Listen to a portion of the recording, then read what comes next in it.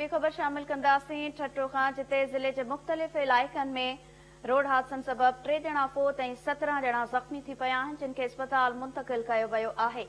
वधीक तफ़सील मालूम कंदासीं। असां सां लाइन ते मौजूद आहे ठट्टो खां KTN न्यूज़ जो रिपोर्टर महबूब बिरोही। जी महबूब, छा तफ़सील आहिनि हादसे जे हवाले सां?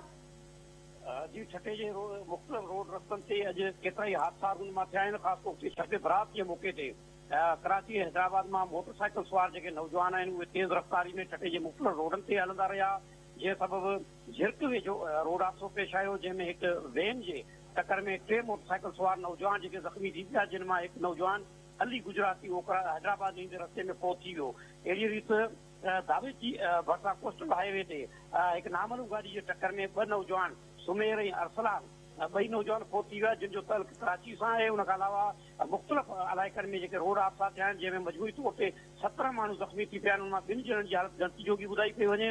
अॼु सुबुह खां वठी बल्कि राति खां वठी सॼो ॾींहुं कराची हैदराबाद खां बड़े अंग में नौजवान जेके आहिनि उहे तेज़ रफ़्तारी में मोटरसाइकिल ड्राइविंग कंदा रहिया।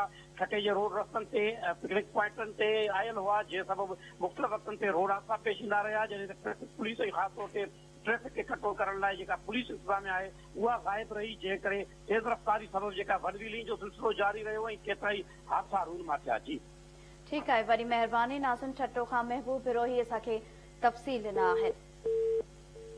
छठे ज़िले जे मुख़्तलिफ़ इलाइक़नि में हादसनि सबबि 3 ॼणा फोत ऐं 17 ॼणा ज़ख़्मी थी पिया आहिनि। ज़ख़्मियुनि खे अस्पताल मुंतक़िल कयो वियो आहे, जिन जो इलाज बि हलंदड़ आहे।